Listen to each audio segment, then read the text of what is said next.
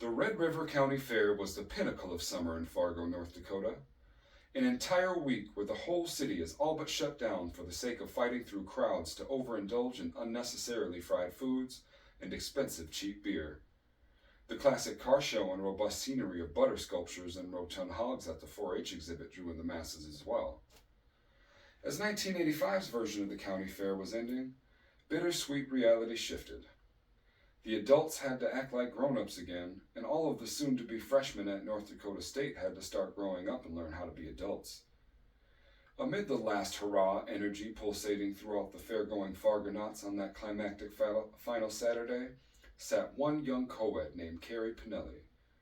Sticky and sweating in an out-of-order cotton candy booth, Carrie was desperate for the fair to end. Carrie Pinelli was a farmer preacher's daughter from Caledonia, Wisconsin. Carrie's upbringing was simple, structured, and sheltered. Her life on the farm was God, family, chorin, then school, in that order. If she had any free time, her father felt that time should be spent either praying or helping somebody that doesn't have enough free time of their own. Having fun ain't gonna get you any closer to heaven was his favorite mantra. Carrie had never ventured anywhere outside the radius of being known as Pastor John's daughter before. College was the perfect opportunity for Carrie to drop that moniker. She was starting as a freshman at NDSU on the coming Monday. However, she left home early for a job at the county fair to earn a few extra bucks, as well as an extra week of freedom. As happy as her early freedom made her, by Saturday, Carrie was over being relegated to a tiny box, spinning sugar and watching people love the life they were living.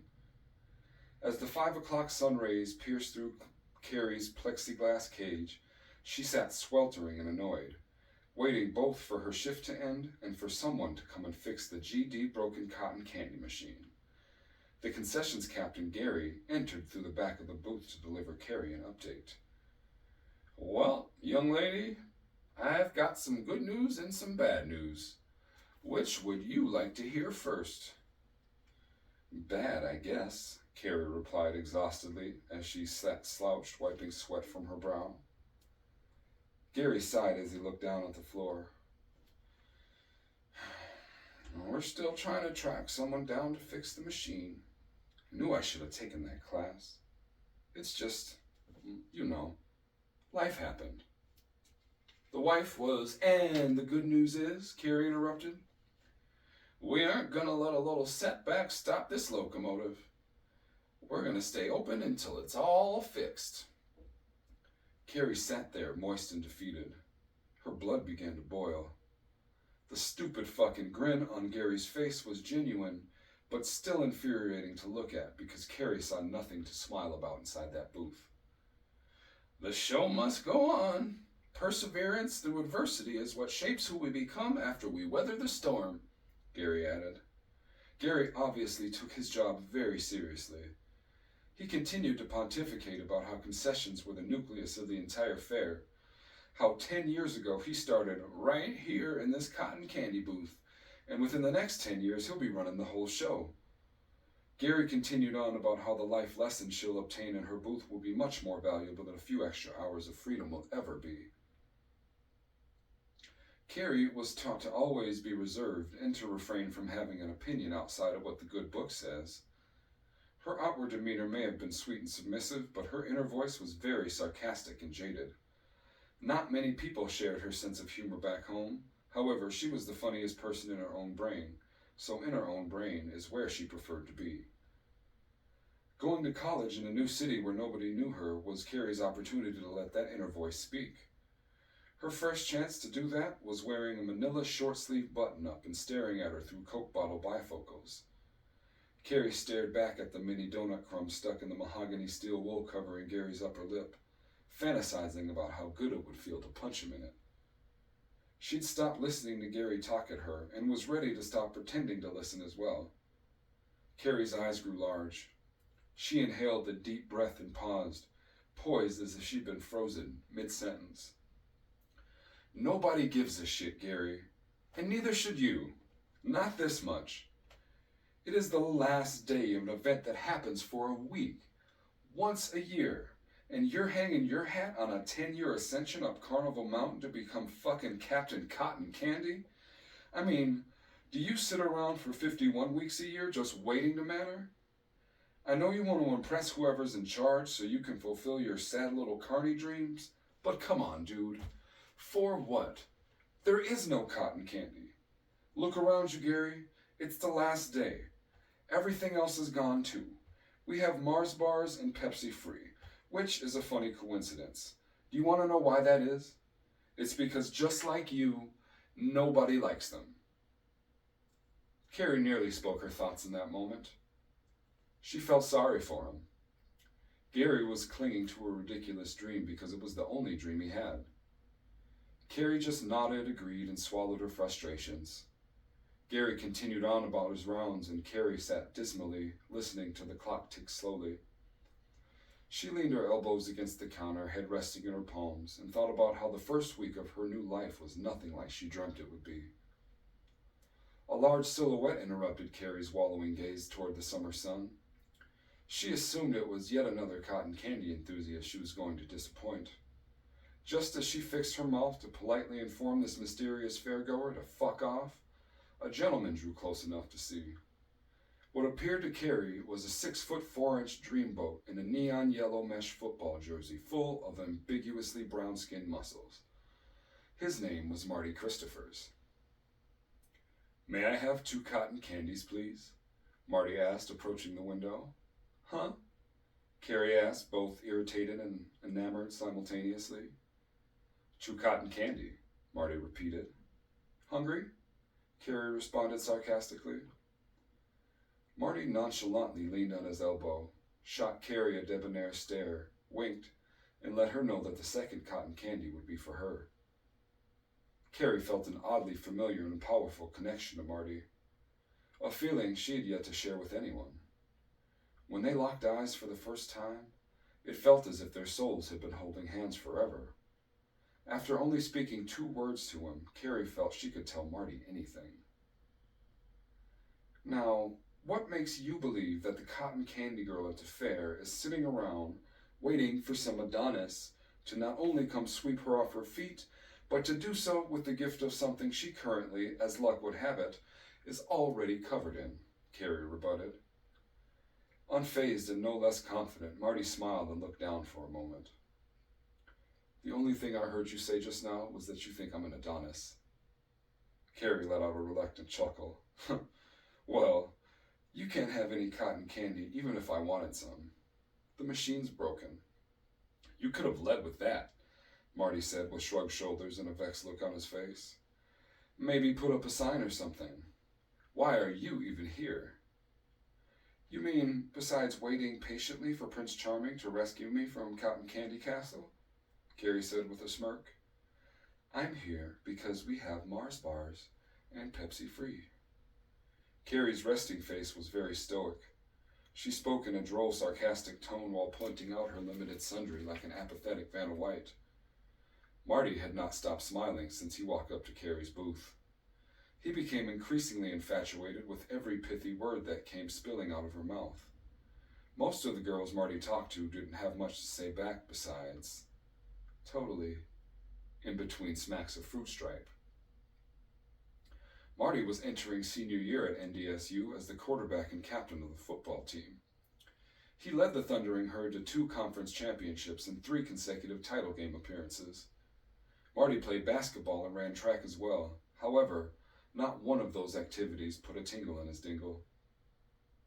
Marty's father, a reverend at Lake Forest Baptist Church in northern Illinois, envisioned his son's future by his side on the pulpit. Marty didn't have a distant vision of his life beyond one day having the freedom to do the opposite of his father's wishes. Football was a ticket out of his hometown and a free ride while he figured out where he wanted to go. Marty played basketball because Fargo was a hockey town and the basketball team was terrible. His size, hue, and mediocre ball skills made Marty the go-to guy on a team where very few fans came to watch play, in which no one expected to win. Running track was a mandatory request from Marty's football coach to keep him in shape and out of trouble in the off-season. Marty's true passion was in the theater. Despite it being his field of study, Marty had little time to star in any school productions because of his athletic commitments. The closest he came to acting was modeling clothes for Woolworths and print ads and runway shows at the West Acres Mall. Pretending to love his life in Levi's was no Shakespeare in the Park, but the money he made doing it kept the convertible he was restoring in his free time in pristine condition. Marty was a walking, talking resume for a small-town Mr. Everything. He possessed the confidence, swagger, and smile of a young Billy D. Williams and Burt Reynolds combined. Marty was so quick to the joke it didn't matter if it was funny or not. He had an air about him that made you want to believe in him, with an aloofness that made you want to believe he didn't realize it. He was a blast at parties and the apple of every girl's eye on campus.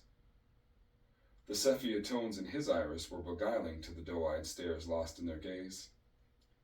He liked talking to pretty girls, but he loved it when they spoke back.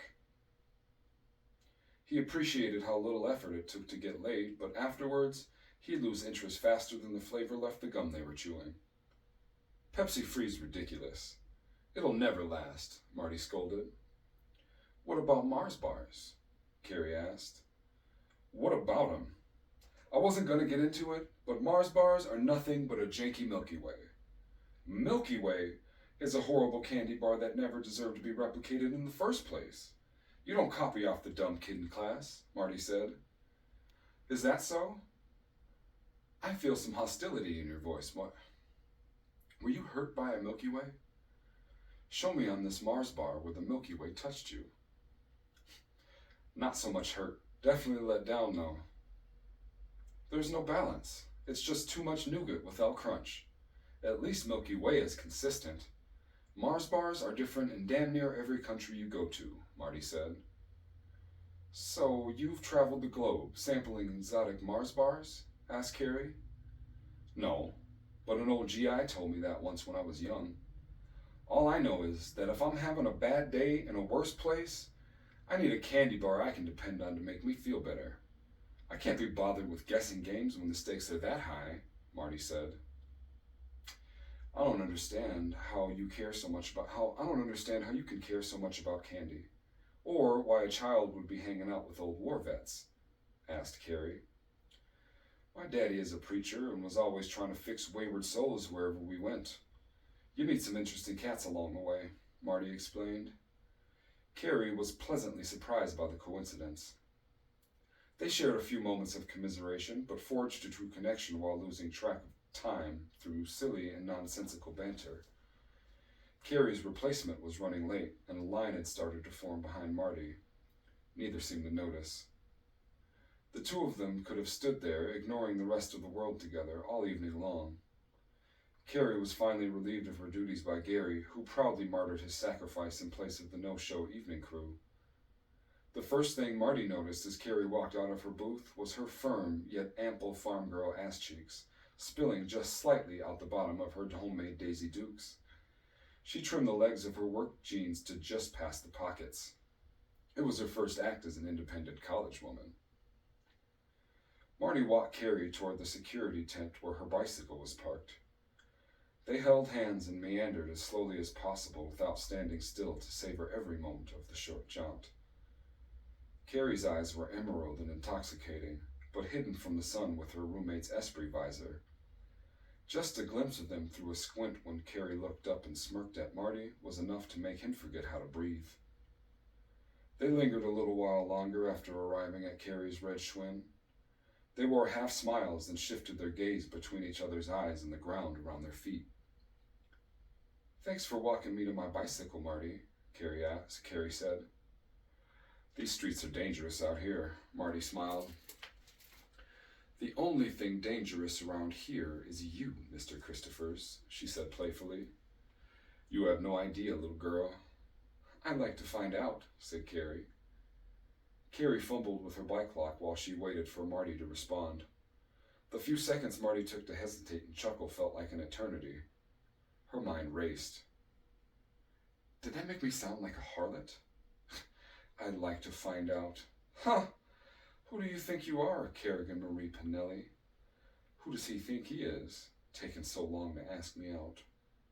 At least ask me for my number. Is he going to try and kiss me goodbye? I should make him work for it. But damn, if I don't want that man to jump my bones. I mean, kiss me. I mean, walk me home.